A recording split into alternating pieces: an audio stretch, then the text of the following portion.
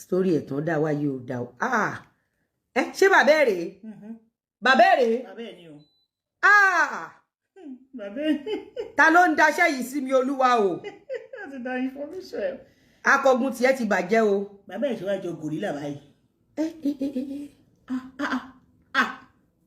kíre èèmọ̀ rẹ o èèmọ̀ ẹja wo eléyìí tán eléyìí le ó fẹnu tán o ṣé ìyá ẹ̀yẹ rèé bá. ẹ̀yin tèmi arákùnrin tí ẹ ń wò lójú àwòrán yìí mọ̀ pé ẹ ò mọ̀ èèyàn yìí ni bàbá pásítọ̀ Múyìwá Àdémọ́lá àbí prophet Múyìwá Àdémọ́lá dẹ̀ ni Lizzy Anjorin a ò mọ ibi tó ti lọ gbé picture ìwà níbẹ̀ ló tún ti ń fi bàbá yìí tó tún fi ṣe yẹ̀yẹ́ pẹ̀lú ìyá prophet Múyìwá akọgun lórí ọ̀rọ̀ tí ìjà tó wà lẹ́rìn àwọn méjèèjì.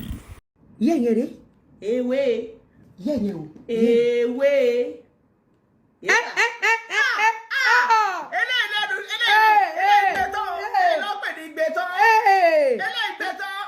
lórí ìyàwó àbọ́kùnrin mi. ewé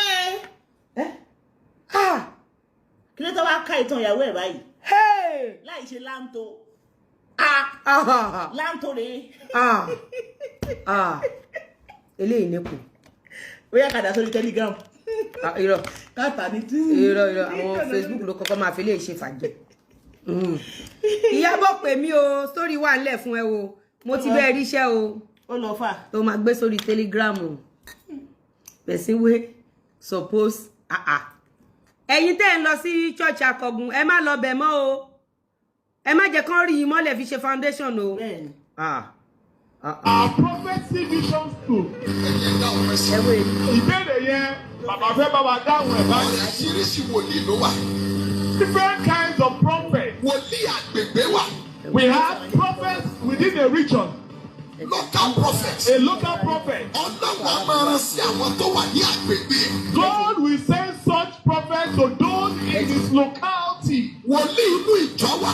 The one of the. ẹ ti rí àwọn tó ń ṣiṣẹ́ fún ẹ wò ẹ ti rí ẹ ti rí àwọn tó ń ṣiṣẹ́ fún ẹ ti rí àwọn tó ń ṣiṣẹ́ fún ẹ wò àwọn tó ń ṣiṣẹ́ fún àwọn rèé.